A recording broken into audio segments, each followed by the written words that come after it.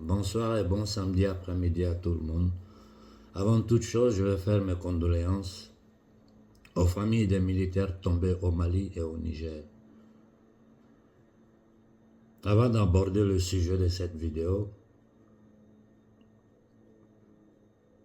je veux que nous comprenions tous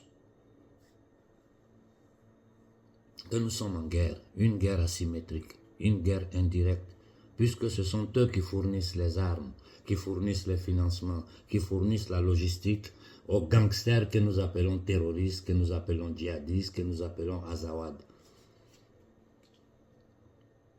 que nous appelons Boko Haram, que nous appelons État islamique. Nous savons tous aujourd'hui quelles sont les entités qui financent tous ces mouvements de gangsters, de mercenaires, d'assassins qui se cachent derrière l'islam, qui se cachent derrière de fausses revendications politiques. D'ailleurs, même souvent, ils ne font même pas de revendications politiques. Ils ne font que terroriser nos populations.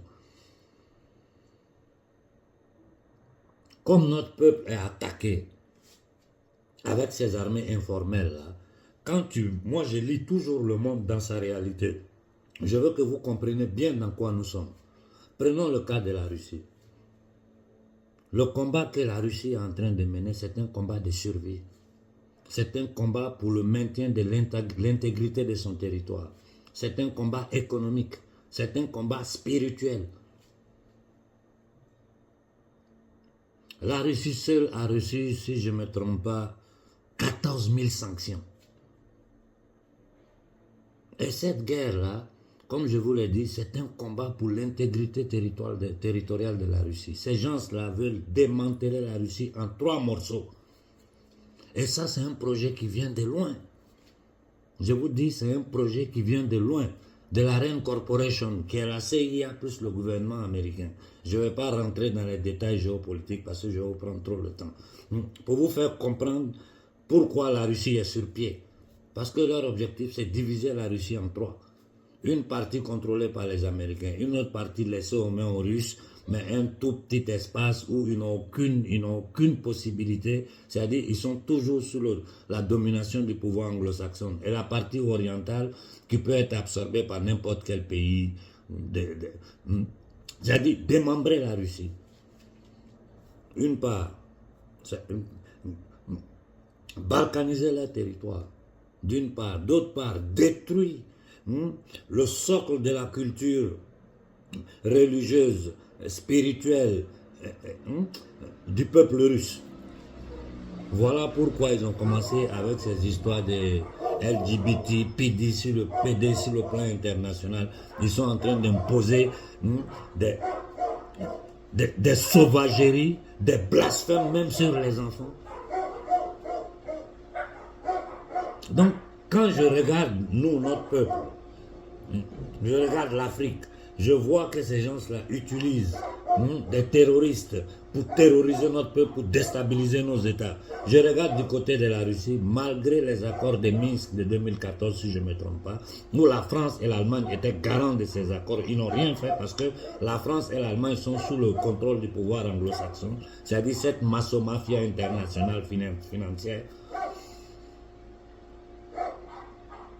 Ils ont utilisé l'Ukraine de la même façon dont ils utilisent les terroristes sur notre territoire. Et aujourd'hui, quand ils regardent la situation ukrainienne, plus de 200 milliards de dollars, j'ai dit plus de 200 milliards de dollars, et ils sont en train de prévoir autre argent encore pour prolonger cette guerre-là. Plus de 200 milliards de dollars, plus de 500 000 morts. Un tiers de la population ukrainienne est allée hors du pays. Et qu'est-ce qui se passe maintenant? Ces mêmes entités démoniaques ont acheté toute l'Ukraine. C'est comme ça qu'ils opèrent. Toutes les terres agraires, tout ce qui est bon, ils ont tout acheté. Et le dépravé de Zelensky a même donné, je répète, le dépravé de Zelensky a même donné l'exclusivité de la construction de la Russie à BlackRock. BlackRock qui est un des géants, une des corporations qu'ils ont créées pour gouverner le monde.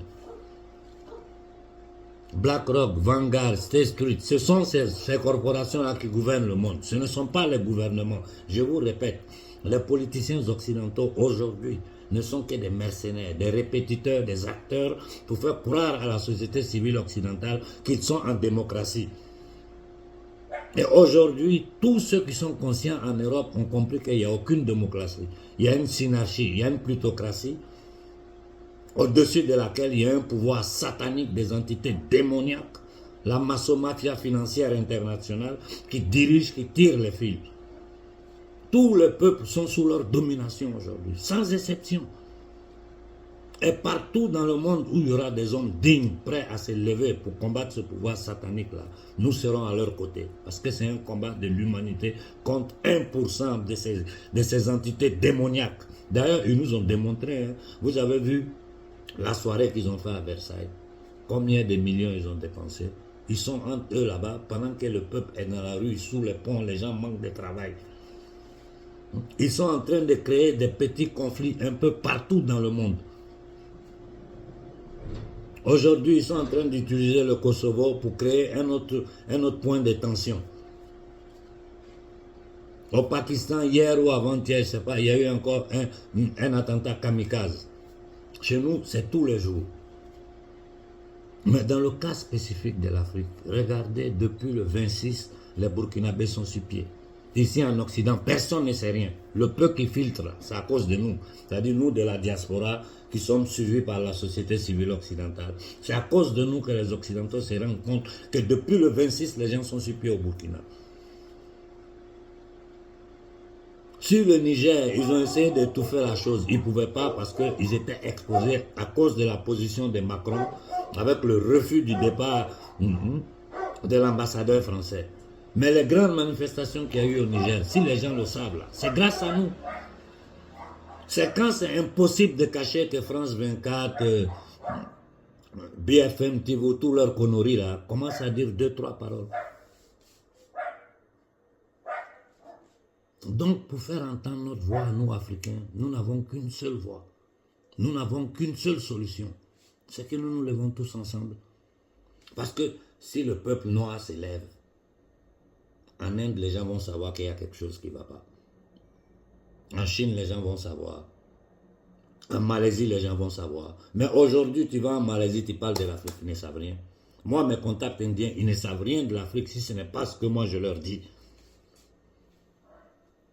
Et pour arrêter ces satanistes, il faut que le monde sache ce qu'ils sont en train de faire aux peuples africains. Ce qu'ils ont fait aux peuples africains, qu'ils n'ont même pas encore fait réparation, qu'il n'est même pas possible de faire réparation. Parce qu'un génocide à échelle continentale, pendant des siècles, ça ne peut pas avoir de réparation. Mais ce qu'ils sont en train de faire aujourd'hui, occuper militairement notre territoire. Depuis les accords de Bretton Woods à aujourd'hui, nous travaillons, ils vivent de notre sang. Je parle de cette élite.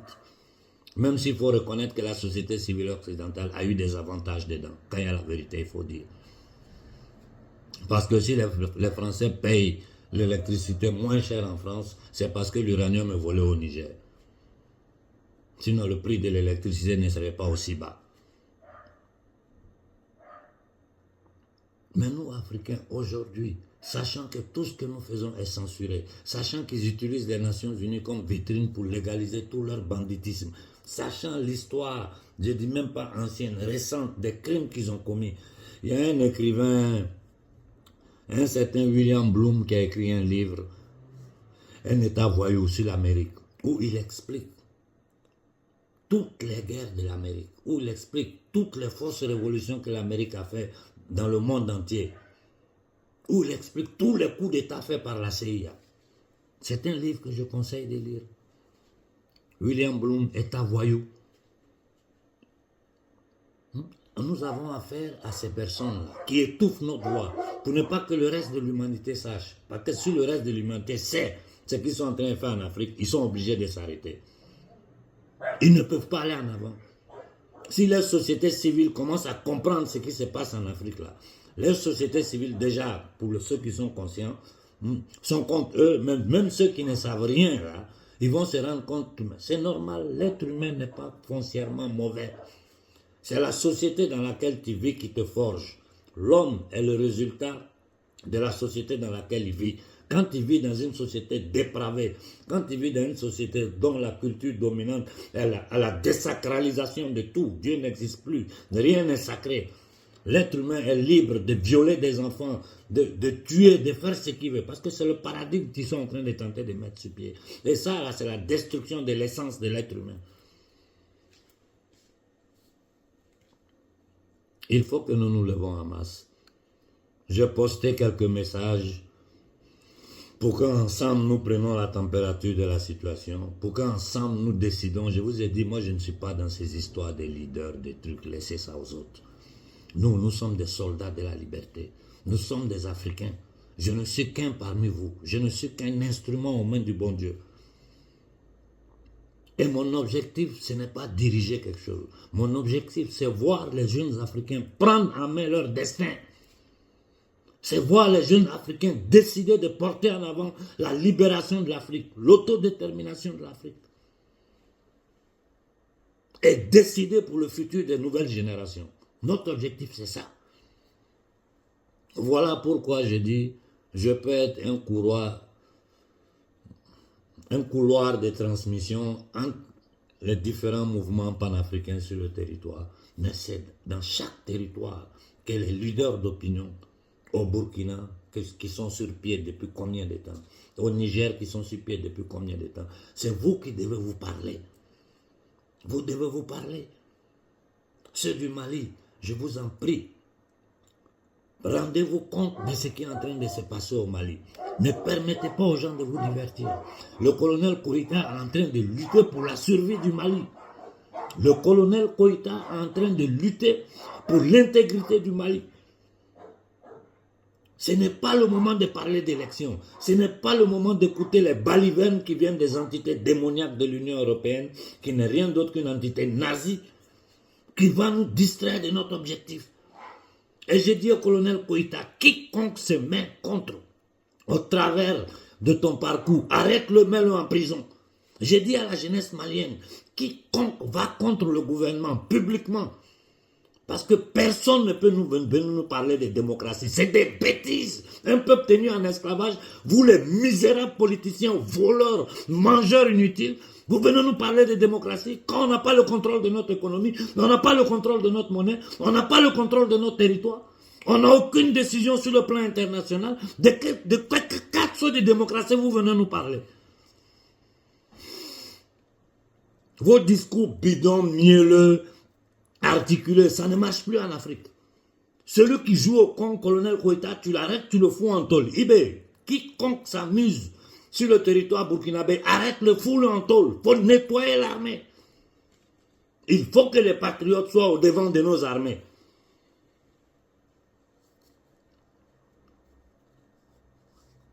Mais nous devons rester concentrés et ne jamais perdre le fil du discours, c'est-à-dire notre objectif. Ceux qui ont permis à la France de maintenir l'Afrique en état d'esclavage économique moderne, là, ce sont ceux-là, nos premiers ennemis, c'est-à-dire les États-Unis d'Amérique.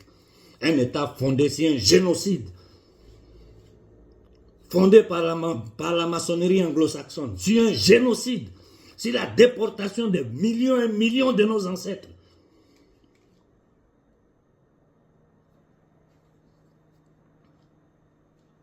Que depuis sa création, n'a fait que faire des guerres. 259 années d'existence, je ne sais pas quoi, 249, que je n'ai pas les chiffres en tête. C'est-à-dire, depuis que l'Amérique existe, l'Amérique ne fait que faire des guerres dans le monde. Et ils viennent au Niger et disent qu'ils ne sortent pas. Et il y a des officiers nigérians qui veulent travailler pour les États-Unis d'Amérique. J'ai dit à l'homme fort du Niger, arrête-les immédiatement. Quiconque peut déranger l'accord que vous avez signé entre le Mali, le Burkina et le Niger, quiconque de travailler pour nos ennemis exogènes, quiconque, au moins de petits soucis là, prenez-le, jetez-le en prison.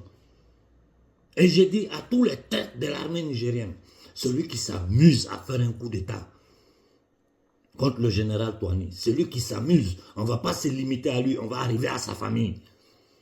Réfléchissez bien avant de vouloir trahir de nouveau le peuple africain. Ce que les trahisons que nous avons subies dans le passé, c'est terminé.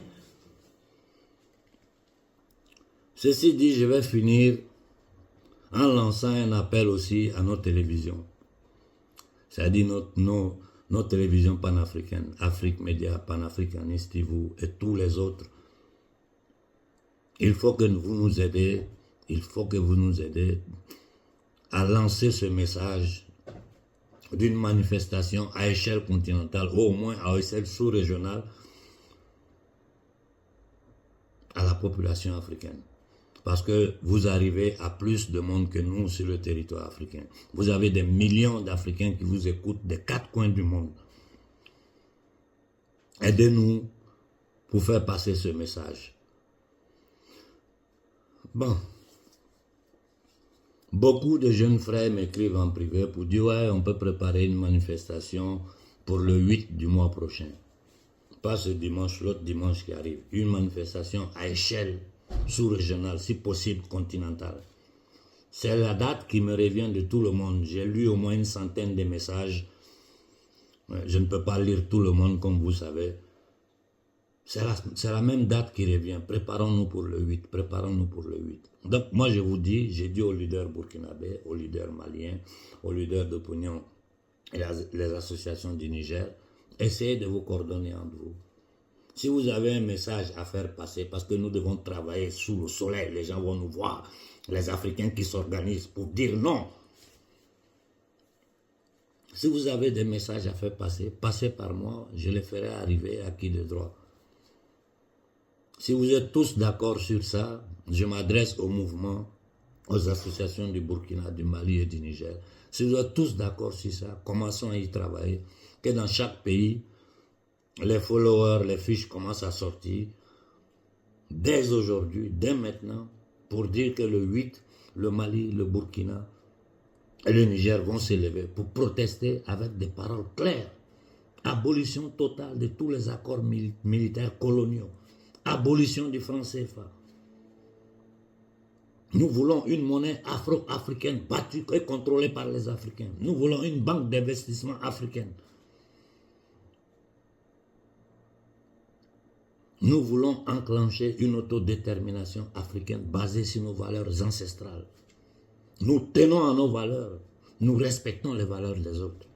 Mais que personne ne vienne chez nous nous imposer des paradigmes de dépravation, de folie, de blasphème, de désacralisation de l'être humain, de désacralisation de la nature. Nous, Africains, nous n'allons pas l'accepter. Donc je m'arrête là pour ce samedi soir, j'ai déjà fait 17 minutes.